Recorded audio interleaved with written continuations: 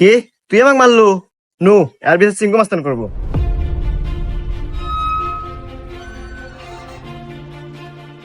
চিঙ্কু মাস্তান ও আমাকে একটা থাপড় মারছে, আর বিচার দেন।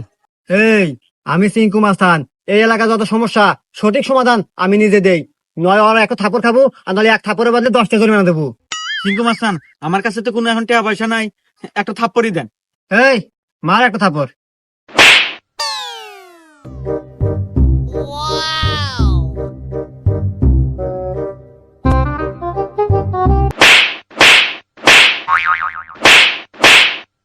এই যে আমি এখান থেকে যাওয়ার সময় 85 টাকা পরে পাচ্ছিলাম, তো ভাবলাম যে এখানে খরচ করে দিই।